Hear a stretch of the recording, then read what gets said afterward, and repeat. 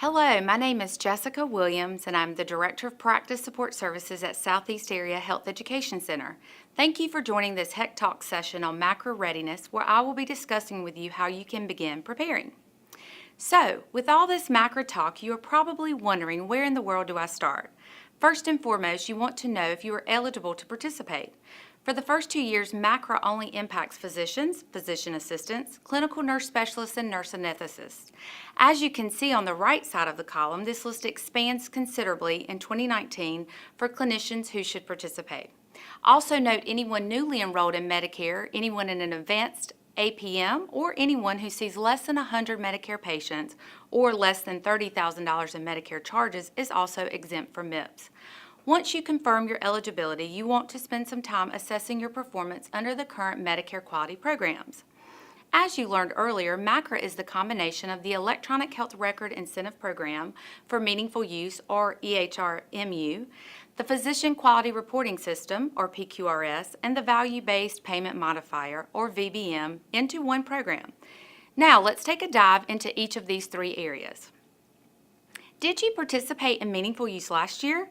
If so, remember this category is now called Advancing Care Information, or ACI, under MACRA.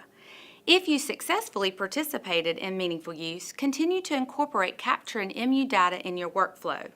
Remember the ACI measures, which can be found on the QPP website under Explore the Measures. Take note of the changes, including elimination of many measures from 2016 to 2017 and less demanding thresholds needed to be successful this year. Additionally, notice that some of the measures for patient electronic access, coordination of care through patient engagement, and health information exchanges provide ACI bonus points or count towards improvement activities as well. If you did not participate in Meaningful Use in the past, to be successful with the ACI category of MIPS, you will want to implement Certified Electronic Health Record technology within your practice. If you have been participating in PQRS, you know that there are multiple ways to submit the measures based on if you use individual or measures group. The same hold true this year. The graphic here shows you the reporting mechanisms available to choose from for both individual and measures group. To ensure preparedness for the highest weighted category, make sure your practice knows how they will submit quality measures. Once you have confirmed your submission mechanism for 2017, another way to maximize your time to prepare for MACRA is to pull a QRUR report, which we will discuss further in the next slide. If you did not participate in PQRS last year, you will need to first determine which measures you will want to submit. Remember, for 2017, you need to submit 6 measures, and at least one of them need to be an outcome measure. If an outcome measure isn't available, you can report another high priority measure. A list of the quality measures can be found on the QPP website as well. After you select your measures type, the submission mechanism is the how of which you will report those measures. These mechanisms can include claims, qualified registries, and the EHR, just to name a few. Also important to note here as you begin planning for MACRA is that the data set or payer mix of those patients used for the quality measures depends on the measures type used. So now back to what are those QRUR, Quality Resource Use Reports. These are reports provided by CMS to provide feedback on quality and cost. Included in these reports are performance from PQRS measures for quality and Medicare claims to calculate cost measures. Access in these reports provides data on cost and quality that will help clinicians identify opportunities to improve value and cost in their practice.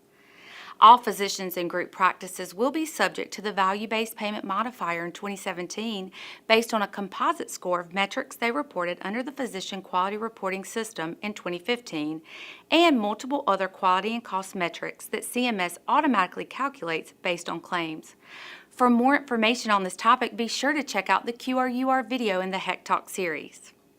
Now that you know what a QRUR report is, let's briefly talk about ways to optimize its use once obtained.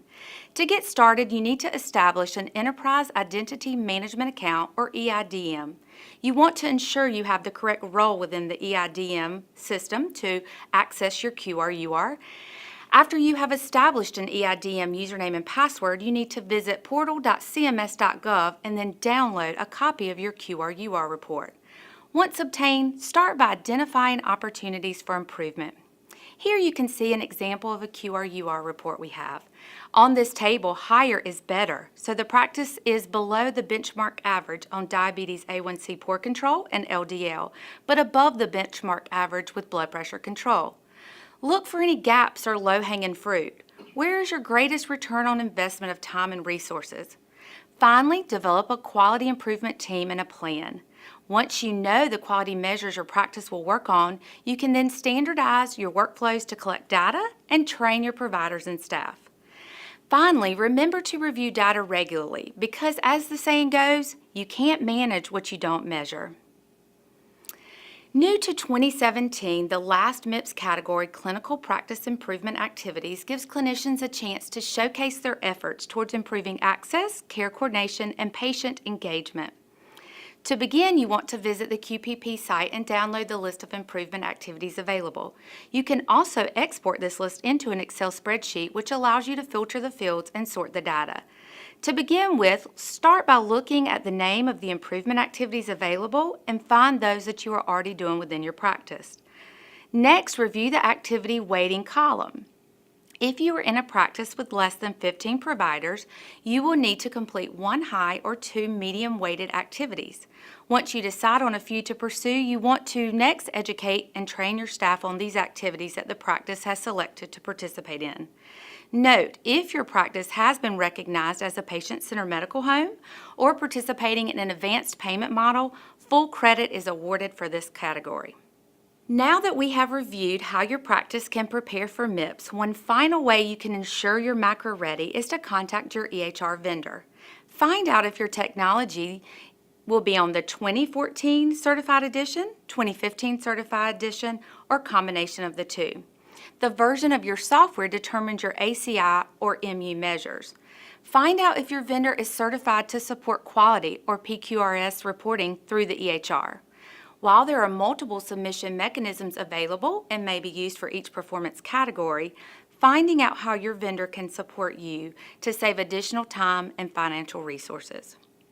Although MIPS has a lot in common with PQRS and the EHR Meaningful Use Program, CMS recognized that there would be a significant learning curve in the first year. Consequently, during the program's inaugural year, CMS has relaxed the reporting requirements and provided an easy way to avoid the payment penalty. So, with that said, 2017 is a transition year. Make the most of it to ensure your practice is ready. Thank you for joining me on today's HEC Talk.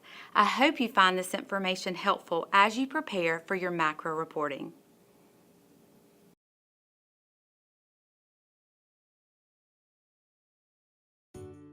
Thank you for watching this HEC Talk.